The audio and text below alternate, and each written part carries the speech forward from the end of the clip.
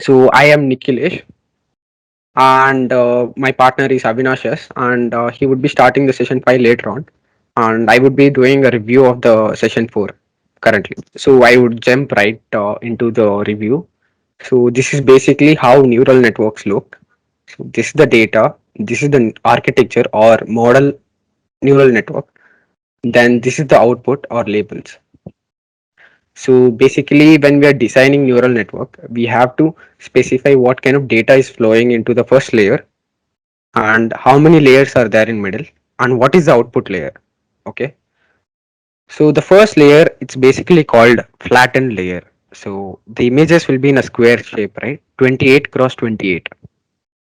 So the flattened layer converts this 28 cross 28 into uh, some 758 neurons 1 minute. So will be 784 neurons in the first layer. So if it is a multiple of 28 cross 28, okay. So this would be the first level of layer, and you can customize as many layers as you want. And the next layers are the middle layers, or it is also called as hidden layers. So these would be having particular number of neurons and multiple hidden layers in between. Along with it, we would be having the output layer. So this output layer is very important as it is trying to classify what this particular image is. So it can have a 2 neurons in the end or 10 neurons. It depends upon number of classes. Okay. And this is how you construct a neural network. And along with each layer, you would be writing something called activation function. Okay. So to give you a very good understanding of activation functions, you can just think them as instead of dead connections, like instead of a connection from this point to this point, we are trying to make it useful connection, like we are assigning a particular value, right? And we are trying to store different patterns of this image, like eyes. It stores some kind of information regarding this part of the eye, like few connections will store the eyes, then other connections will store the gradient color gradients like orange, white, those kind of colors. So this is how activations functions are used. These are used to retain the memory from the images that it sees. Then when we look at the optimizers, so optimizers are basically trying to optimize a neural network in order to predict better in each time, like each epoch. Okay. And there is other keyword called loss function. So loss function is used in order to find the approximate loss, like compared, like here sometimes it can predict dog but the actual output can be cat. Okay, so we need to find the loss, right? That is why we use loss functions. And when you see this particular code, and I know that many people has the difficulty to understand the code, and it is normal to not understand the code in the first iteration, but as you build the models, you would be familiar with this type of notations. So we would be having keras dot sequential, and this is a function which is inbuilt into the TensorFlow. Okay, so and inside the sequential is a particular function which is used to create layers, something similar to this. Okay, so you can just think it as like one big array which is storing r- rows of like columns of layers. So it's something similar to that. So the first layer will be flattened. So the input shape of this would be 28 comma 28, but internally it will convert this 28 into 28 as 700 700 and 1 minute. I'll just tell the number. So internally it will convert to 784 neurons in this particular flattened layer. And in this dense layer, we are creating our custom one layered, hidden layered model that is 128 with activation function of ReLU. So last time also many people asked me that why do we particularly use ReLU in this particular scenario? There is no proper answer to that. It's because many functions can be used instead of ReLU. It is widely experimented that ReLU gives better performance while doing image classifications.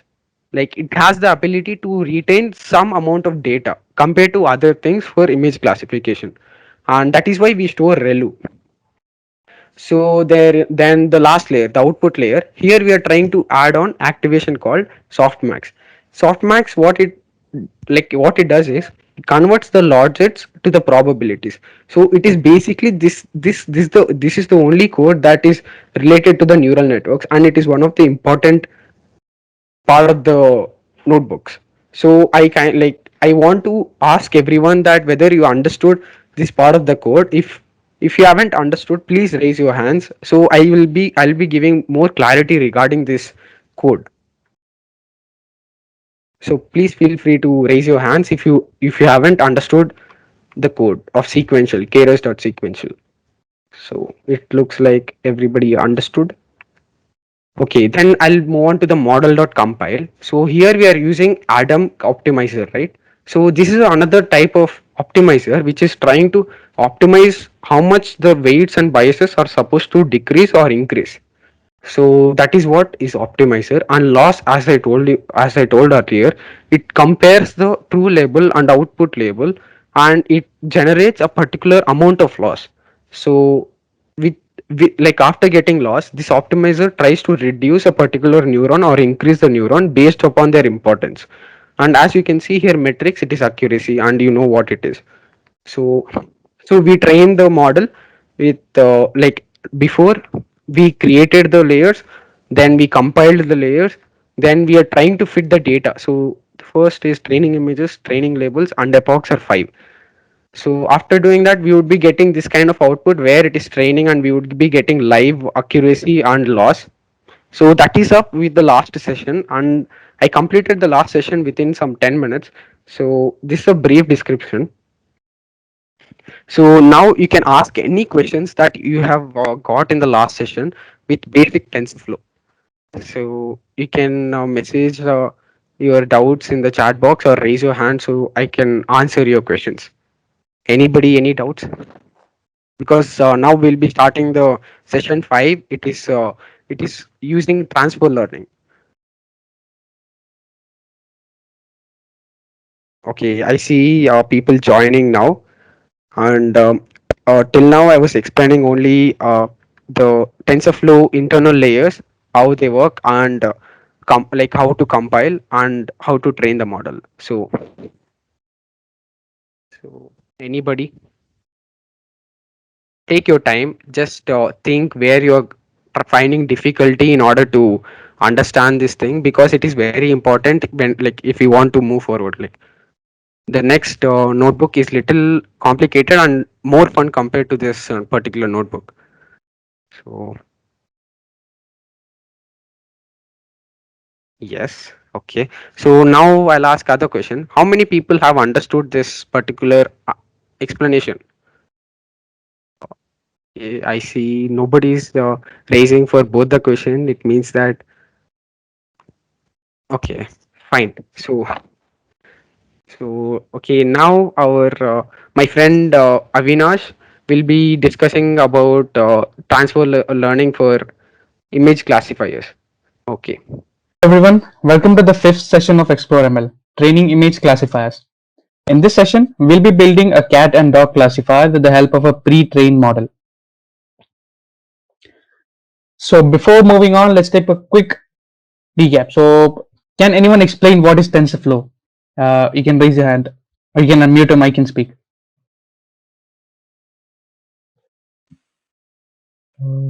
Okay, so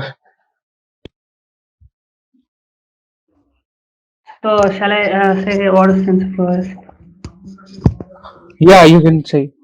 Yeah, TensorFlow is basically a library made by Google, so it's completely for machine learning and artificial intelligence. Yes, okay. Yeah, so TensorFlow is a library for data flow and differential programming. It can be used for machine learning applications such as neural networks. Okay, so today we'll be classifying dogs and cats, and for that we'll be building a model with the help of TensorFlow. Shown here is our some of the sample data set of dog and cat images. So we'll be using black and white images.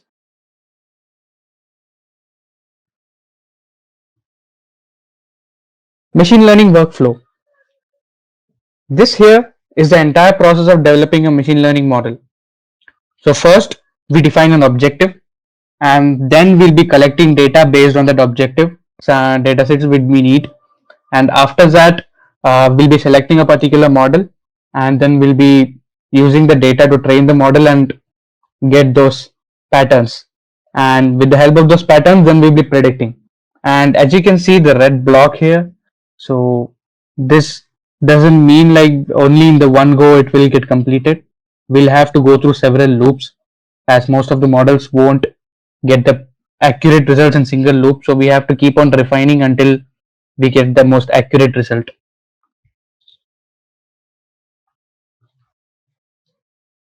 Transfer learning. So this is an overview of what we will be doing today.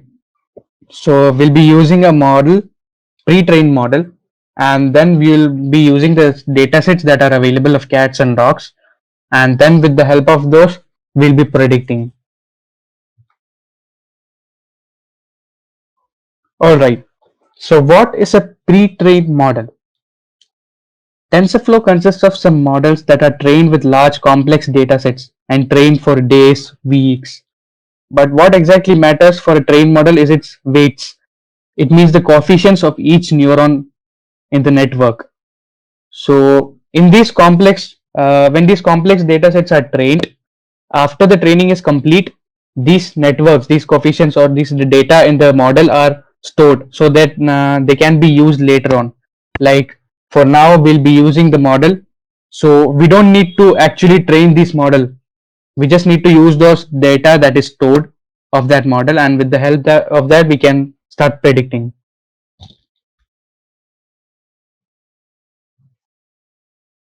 Yeah, so it's actually kind of a saved network. They train it, they save the patterns, and then they save the patterns, and then we use those things so that we can use it easily. So here is a pictorial representation of what is pre-trained model. So on the left side you can see the source data that is a very huge number that was used to train in supercomputers and all.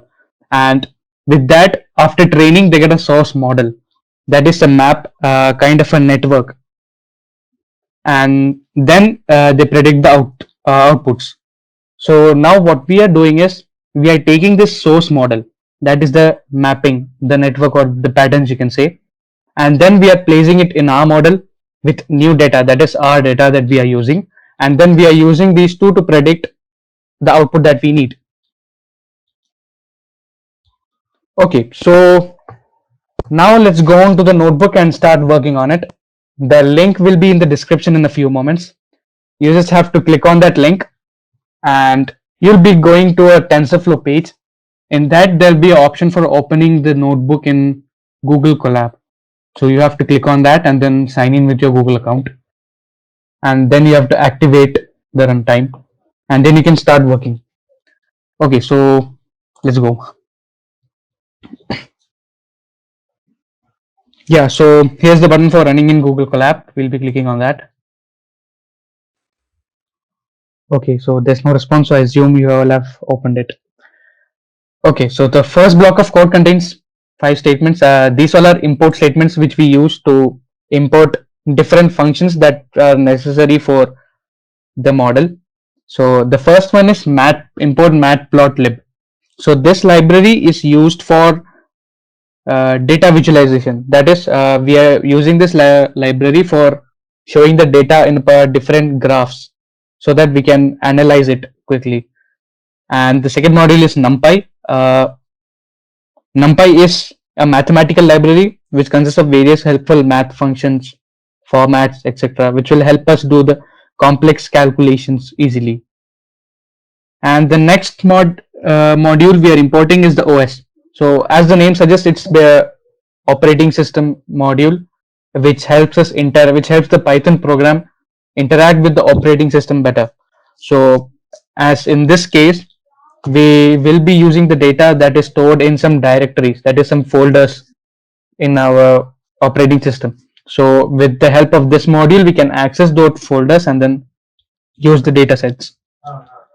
And the next module we're importing is the TensorFlow. And the last one is image dataset from directory. This module is used for loading the data into the model. All right. So now let's go into data pre-processing. So first, as I said before, there is a sample dataset, so that's available with TensorFlow. So for using that, we need to download that, and the first 3 lines will be doing the downloading and extraction of those data. And then we are using dividing the data into train and validation sections. And here we have the batch size. So I hope you guys remember what batch size is, as we explained in the last session. So the batch size of will be 32, that will be using 32 images in a single batch. And then we have the image size, that is 160, 160. So this means that the size of the image is 160 pixels in height and 160 pixels in width. Okay, so and the next line is training dataset. As I told before, this module will load the dataset into the model, and I want to point out something here, that is shuffle.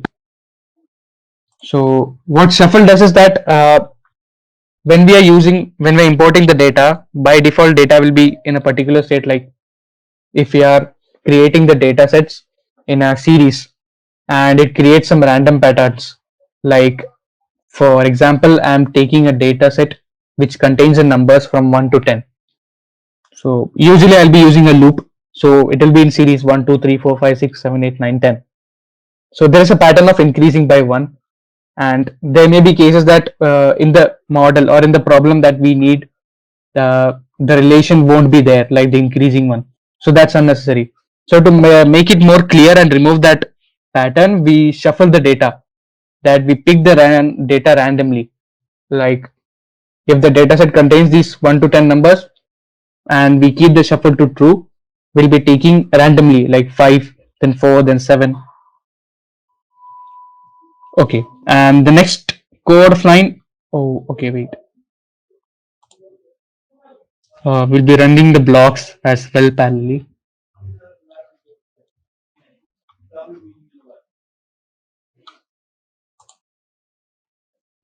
Okay, so now the validation dataset. So as the same as training dataset, we'll be loading the validation dataset as well. And here you can see we are downloading the data and unpacking it. Okay, so next we'll be plotting those images, the data that we just loaded.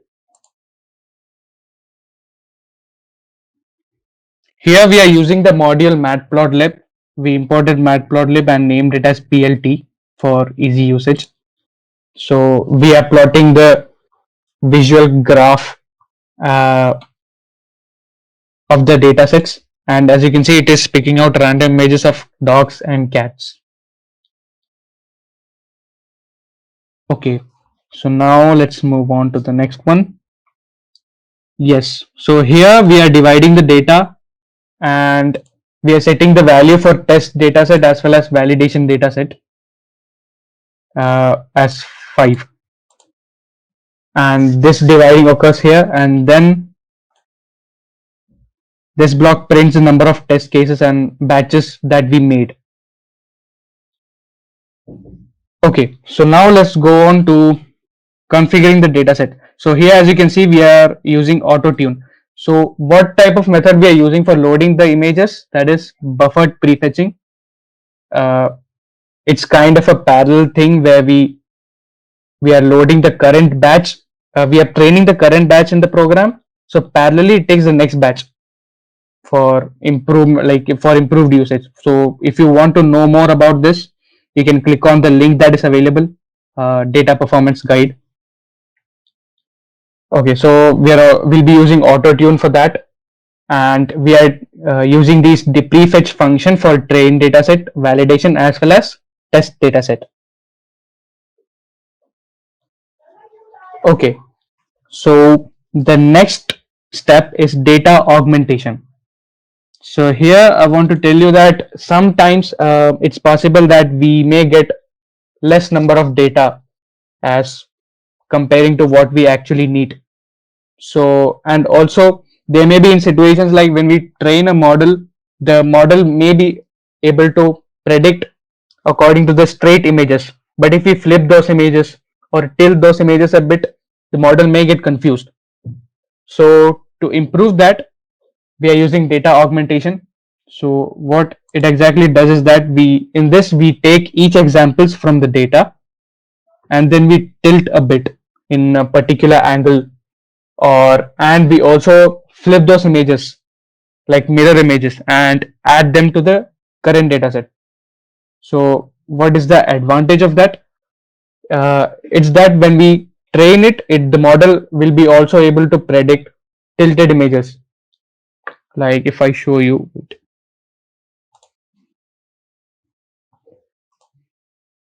okay, so we've done the data augmentation here, and if we plot the data again, we'll be able to see tilted images of cats.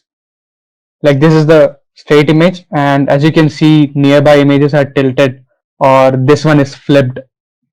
So this improves the accuracy of the model. Model can also detect tilted images and flipped images. And one more thing I'd like to point out is that we are reframing the values of the pixels between 0 and 1 for easy calculations. So normally the pixel values range from 0 to 255, but here we are dividing the range to 0 and 1 for easy calculation. Okay, so as you can see, okay, so the next point we are coming to is the rescaling of pixel values. So we'll be using MobileNet V2. That's a pre-trained model that I was talking about. We'll be using that model to predict and differentiate between cats and dogs. But here we are using rescaling because while the MobileNet V2 was trained before with the large data set that took a long time, the range of that the values were -1 to 1. But here our dataset, our images are having the range from 0 to 255. And so to bring them back to the same range, what we do is that we shift that. We change the range from 0 to 255 to -1 to 1. So that is rescaling. Okay, so here we loaded the MobileNet V2 and then we are rescaling the model. All right, so from here, my friend Nicholas will be continuing. So before that, you guys have any doubt regarding this?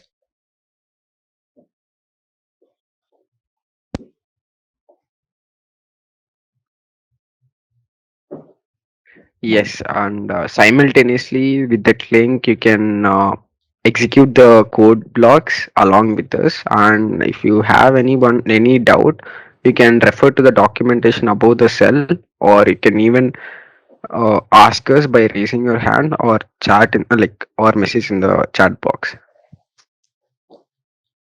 And so yeah, let's start the second half now, and I'll quickly complete this entire thing with very high level explanation. And I expect you to go through the notebook, and if you find any place where you're finding difficulty, please ping me by asking. Okay. Yeah, you guys can tinker with the notebook. Like, Yes. for example, if I show, we can change it Yes. and check for what happens if we hash it, comment it off. So Okay. Yeah. So yeah, you can that see, is we can see the axis. So Hmm. by playing with bit, I think you can gain more knowledge. All right, so let's Yes. shift Hmm. back to Nicholas. Yes. So till now, it was about explanation of data and that pre-processing, right? So now let's look about something even more interesting, and that is mobile network. Okay. So this is a network. Like last session, you have seen only a three-layer model. So this session, you would be seeing nearly 150 layer model. So it is a very big layered model. So it would be more interesting. And now this particular model was developed by Google using a data set called ImageNet. Okay, they have trained this particular model with 1.4 million images, which are having 1,000 classes in them. Okay, so yeah, that is so it is not possible to train this particular network with our system. So Google has made it open source, so we can use this particular network in order to train our model upon it. Okay, so okay, so here we are trying to store this all the weights, biases, everything inside this variable called model. Okay, and yes. Mm. So then, and you can see that when I run this particular thing, as you know that the last layer is where the classes will be shown, right? So in this particular thing, this is a pre-trained model. So the output layer will be having 5 comma 5 comma 1280 because it is having a lot of convolutional layers inside them. So that is why it is 5 comma 5 comma 1280 instead of one particular flattened layer like some scalar value like 10, 20, something like that. Instead of that, it is in three-dimensional data because there are a lot of filters in it. Okay, so we don't want our base model, which is mobile net, in order to get trained. Okay, it is already trained and it is having all the weights, biases, and everything. So we don't want it to get trained. So that's why we are making it trainable like false, the entire model. Okay, so now if we run it, we make it trainable equals to false, and then so now we have the uh, internal architecture of this particular base model. So as you can see here, these are all the layers which are involved in this. Okay, there are nearly 150 different layers which are there in this particular mobile net layer. Okay, so when you scroll down in model.summary, you can observe that it is having two 2,200,000 trainable parameters, but because of we keeping it false for the trainable parameters, it is all the parameters comes under non-trainable parameters. Currently there are zero trainable parameters. Okay, we freeze the model because we don't want it to get trained, and currently all your notebooks are in GPU state, so the calculations and everything would be very fast. So change runtime. So currently your notebooks would be in GPU state. Okay. And now if we run this particular thing, so this particular last layer of the pre-trained model is also called head. Okay. Model head is called the last layer of the pre-trained model. Okay. So this is here, as I told earlier, here there are a lot of filters which are already there. So 5 cross 1280. So what we're trying to do is we are trying to reduce all these different complicated matrices in order, like in a very simple flattened layer. So we are trying to take averages on this and make a 1280 based thing. So it would be easier when we are trying to add up layers to this layer. Okay, I'll be giving more explanation about it and you will get more clarity from now on. Okay, and we are storing this particular function in global average layer and we will be using this variable later on. Okay, and this is tf dot krs dot layers dot dense. So here what we are trying to do is, last session we have used something called softmax, right? So it is trying to convert the logics into up 0 to 1 range predictable values, like some probability range. Okay, but here we are using a special kind of scaling where it is from -1 to 1. So the values which are less than 0 says that the class is 0, and if the numbers which are above 1, it means that it is above 0, it means that it is positive numbers. Okay, so that is why we don't require softmax here. So here we have seen all these things, all this, how to do all this. So now let's put uh, all the layers together. So this is called chaining. Last time you have seen here sequential, right? So sequential, and we were adding multiple layers like KRS dot layers dot dense and different kinds of functions attached to it, right, in a layered fashion. But here we are trying to have it in a chained fashion. So this inputs is being tagged here. So pre-processing input. So I'll give you a basic view of how all these chained things look like. Okay. So here tf dot KRS dot layers dot dropout, and inside this global average layer, and inside this base model pre-process input, and it goes on like this, and you can see there is a fashion between this and this, right? So all these things are being chained like this. To make it easy on us, we are using this chained technique in Python in order to reduce this complexity. So this entire thing is similar to this one single line. Okay, and that is called chaining in Python. Okay, so then we are using data augmentation like Avinash described earlier. We need to have a lot of variety of data, so we are trying to rotate the data, and we are trying to apply multiple filters using this data augmentation filter. Okay, then we are using pre-process input, so we need to flatten the data, right? So that is why we are using pre-process. Then we are sending the base model, which is mobile net, and later on the outputs of this base model has to be averaged, that is like global average function that we talked earlier.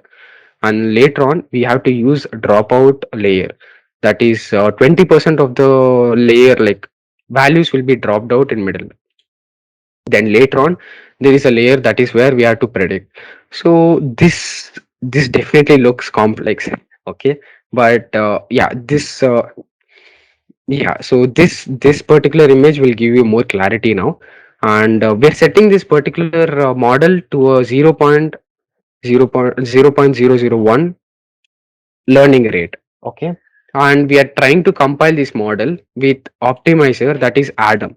Here you can, as I told earlier, you can use different types of optimizers, but for image classification Adams performs the best. And here we are using binary cross entropy.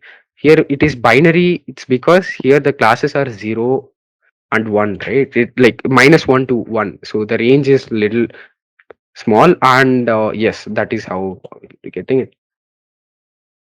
And the next thing is model dot summary. Yes, so as you can see that 2 million uh, parameters are here, and remaining like all these extra layers that we added here, you can see them here visually. So these are the input layers, and these are also these affect the output layer.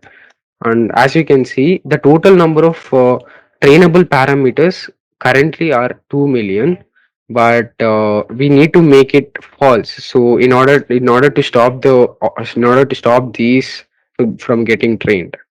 Okay, so as you can see there are, okay,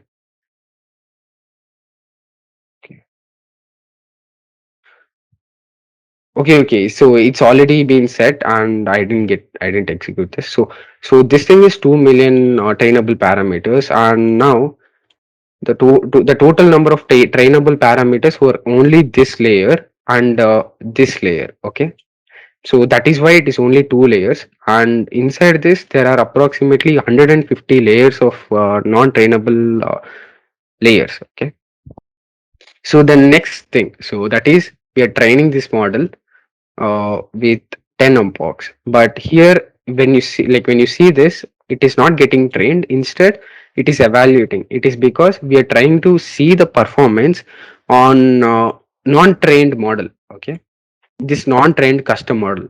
We haven't still performed any kind of training on this last few layers. Okay, and upon that we can see that accuracy is 50%. That's all. So now let's see the initial loss and initial accuracy. So initial loss is 73% and initial accuracy is 54%. And when you fit the data to this training data set and initial epochs, you can see each epoch with increasing like live accuracy and uh, validation accuracy. And actually, when you run this thing on a CPU setup, it would definitely take 10 minutes to get trained for only 10 epochs. But this is in a GPU, so it is much faster compared to CPU. So that is why we are having hands-on in Google Colab. So I know that you would be executing simultaneously with me, but yes.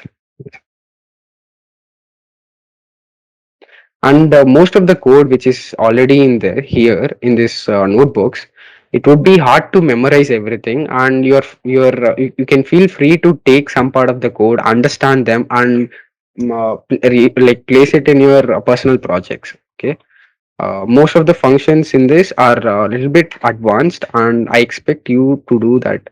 Okay. So the next thing is now we have trained the model. So the initial accuracy is 49%. No, sorry. The initial accuracy is 59%, and like after 10 epochs, it has increased with 40%. So nearly like 90% currently, and you can see them even in the plot. So the training and validation, they show a promising results here, and even with the loss. So validation loss is less than the training loss. This entire code you can understand if you go through one by one. It's very easy to understand, and if you don't understand a few little bit, you can read the documentation here as well. What that those plots mean.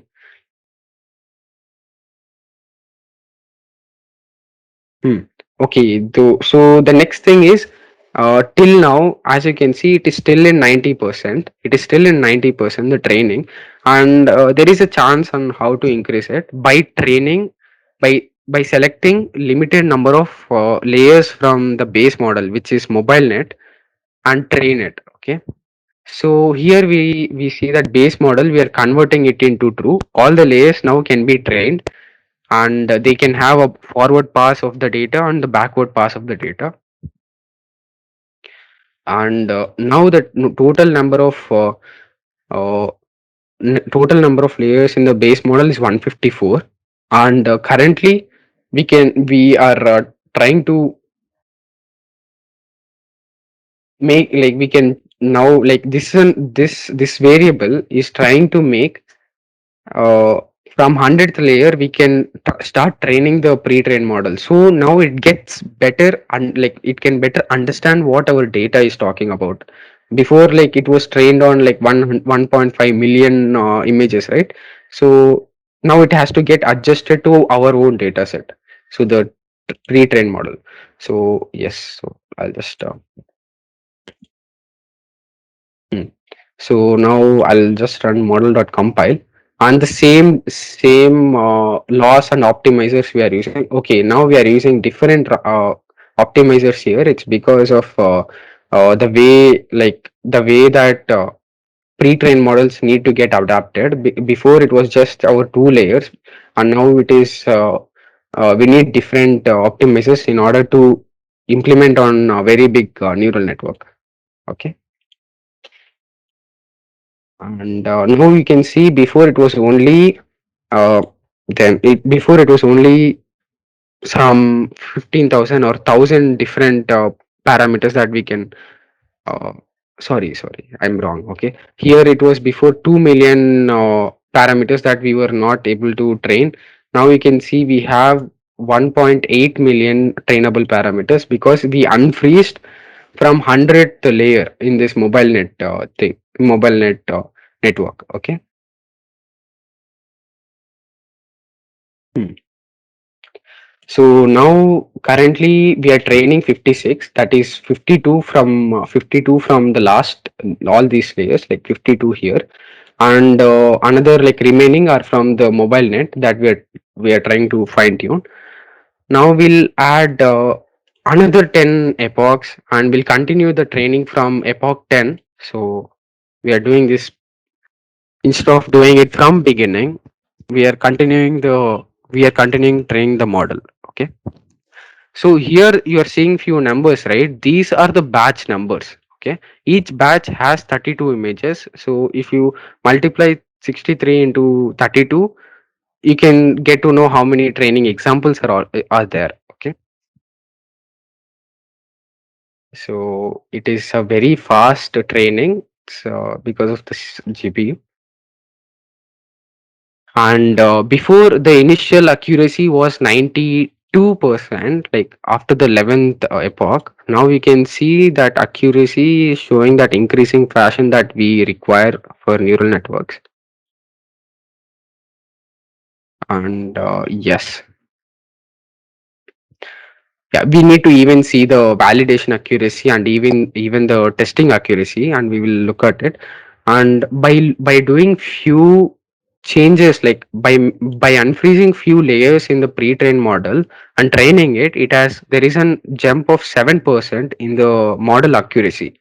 And when you go down, we can even use this code in order to check the the plots, like how they have increased. And as you can see, this particular green line is an indication that from here we have unfreezed few layers in the model, and we can see how there was like how it did, like how what kind of effect that it did to the model.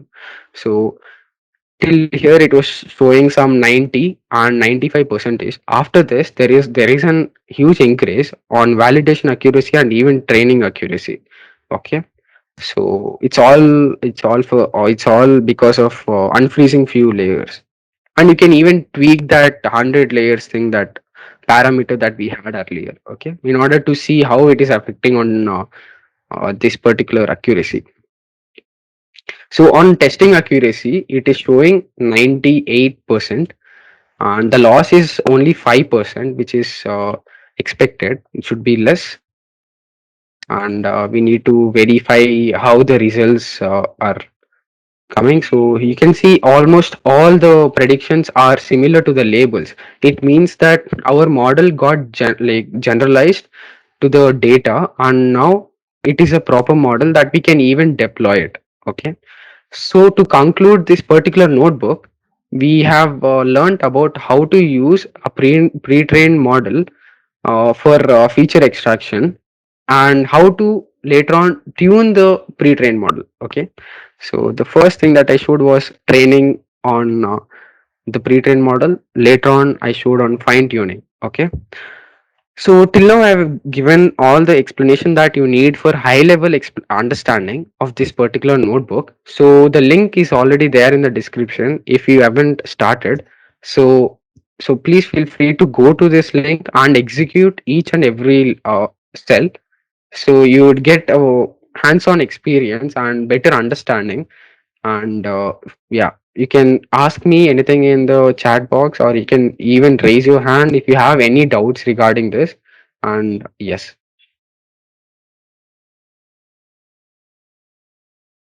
so anybody, any doubts?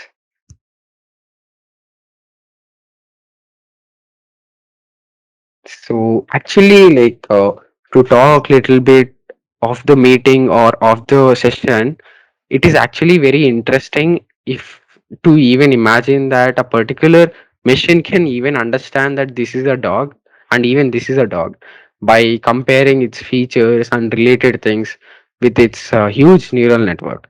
And as like when we expand this particular thing, we can even train a model to detect like 1,000 different types of animals or even breeds of dog by giving its description of what that image is.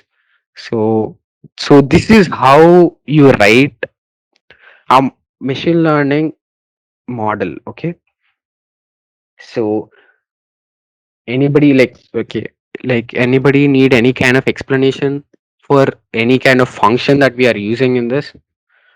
Because it is actually very simple, but when you see it in high level, as you dig deeper, you would get more information regarding this. And yeah, take take some time, execute everything, and let me know your status in the chat box. So I would be knowing how many people are active in this session. If you have already done, you can even message in the chat box that I'm done implementing all the code in the notebook. So, Akhilesh, do you have any kind of things that you found interesting in this notebook? Like you can talk about anything, so that you really, yeah. Even Darun has completed. Okay, yeah. Akhilesh, do you have anything that you really liked in this notebook about the process of machine learning? Anything, like you can talk about anything, The like the first thing which, yeah, the first thing which I liked about it, after seeing that the website, I saw the RAM and disk there. So I got confused with what is that RAM and disk. And after that, I got to know that it's a Python. The Google has kept a GPU there, and it's also showing the RAM and disk there. So yeah, that I liked a lot. And another thing is I can deploy this. Is also an interesting thing which I found. The program which I made now. Yes, yes, Akhilesh. Actually, we would be showing of examples on how to save this model. So you can create web applications on it, and you can make a graphical web interface where you can send few inputs, like take a image of a cat or anything, and you can make a server do all the hard work and detect whether it is a cat or dog. As it is a as it is a initial sessions, we would be giving more explanation about how to write this and how different kinds of things get together. Okay, and as we progress in DSC, we would be giving workshops on how to build an end-to-end application, like how to take the data, how to search for the data, then to building a model, live model creation. Then we would be even discussing about how to build a web interface for this model. So you can, that would be an proper end-to-end project to even share it with your friends, like to even have that as an product, like project, entire good project for machine learning. Yeah, that would be interesting actually. Yeah. Yes, yes. And currently, I expect not all of you to understand everything, and I know that there would be few knowledge gaps that everybody will be having, and it is fine to have that. And it is just an improvement if you do search few topics on your own. If you are interested more about this optimizers topic, so that would give more understanding and gives self exploration to you. And as of now, only two people has completed execution of all the cells and blocks. So I'm expecting more. So anybody completed execution of all the cells? So, and Darun, can you give me some few interesting things that you have observed in this notebook? It can be anything, like it can be like how we are getting the data, like how we are training it, and how we are continuing the training. Anything, it can be of anything. So Yeah, take. I was quite fascinated about the thing. We don't have to collect data for this notebook, so it's already pre-trained one. So we don't waste much time in gathering data and sorting it out. Yes, yes, that's correct, Darun. Like we have even there is a package called TensorFlow datasets, which are having nearly like more than 100 different datasets in Google servers. So we can easily grab them for understanding of how to create a model, and we can use later on our own real data in order to train, clean, and other stuff. Okay, yeah, that was nice. Okay, so anybody completed it? Yeah, I just keep my name because I executed everything. So it looks like many people are not having any kind of doubt. So it would be Yeah, if you raise your hands and ask a doubt, then it would be better, right? So we'll be having another 5 to 10 minutes, and we'll wind up this session. So, and many people were having a lot of doubts regarding the code and everything. So just to add on to what I said earlier, you can feel free to even text in the Google Explore WhatsApp group in the like WhatsApp group, and you can message your doubts so we can give you a better resources in order to understand that particular topic, or we can even explain that particular topic in the next session. Okay, so take 5 minutes and let me know any doubts related with this particular topic. So yes, ask Darun, what is the doubt? Yeah, when I see that in after when we train the data, I see a drop in training data accuracy. So it actually generally it increases after few point. It suddenly drops actually. Okay, What would be the reason for that? I couldn't get it.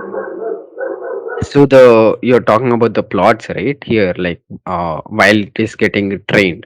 Yeah, So you're yeah. talking about these plots. Huh. So No, what actually, happens? the next Yeah. part would be. Oh, next plot. Okay, 1 minute. I'm just. Did you get similar plot? Like not exact one, but similar. Is it? I got a different one where I saw a huge drop in training accuracy after a certain point. Okay. Can you share that particular image in the chat box so I can give better explanation for it? Yeah.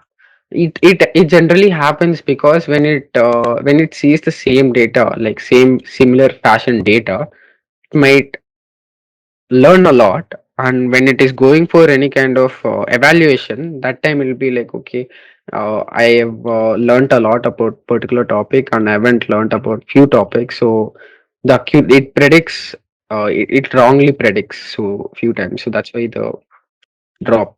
Okay, so this is the training accuracy, right? And you can see the validation accuracy. So the model here, it is not getting, like, it is not trying to overfit. So it is trying to be generalized way. But at few times, what happens? Training might be less and validation might be more. So it tells that your model is actually going in a right direction in order to learn. So when you see that dip, right? So in that particular point, there might be few features that it haven't learned till now. So at that point of time, it learns, like when there is a dip, means that it is going to learn a lot of features that it haven't.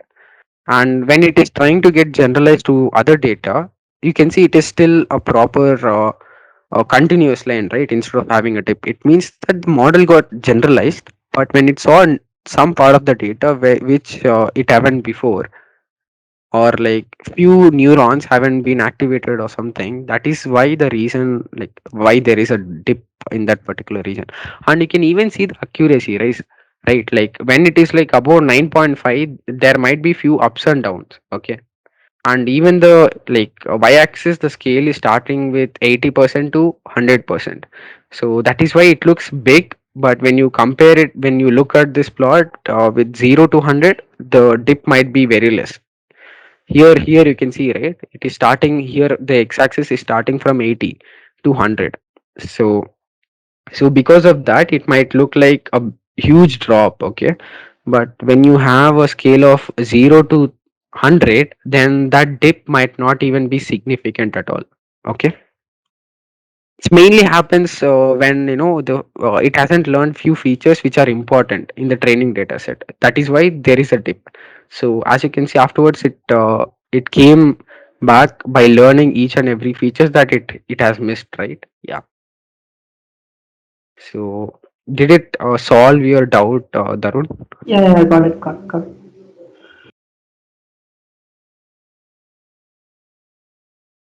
So anybody has like doubts, just like Darun?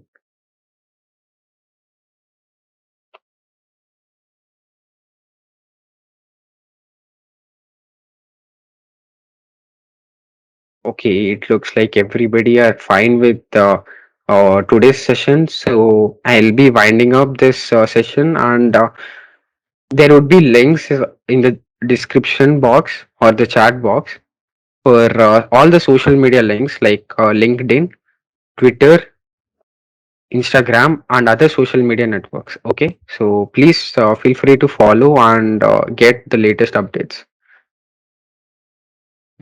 So, and along with it, we will be rolling out the feedback form, and please have all the feedback. Like if it is difficult to uh, understand a lot of complex topics, so if it is like that, then we can even revise those topics in the next session. So that's it. That is the reason. So please feel free to have a good or constructive feedback. Yes, anybody has any doubt, and it's we'll be yes. Now the session is completed, and thanks for all the participation and yes for attending the session too. Okay, thank you. Bye.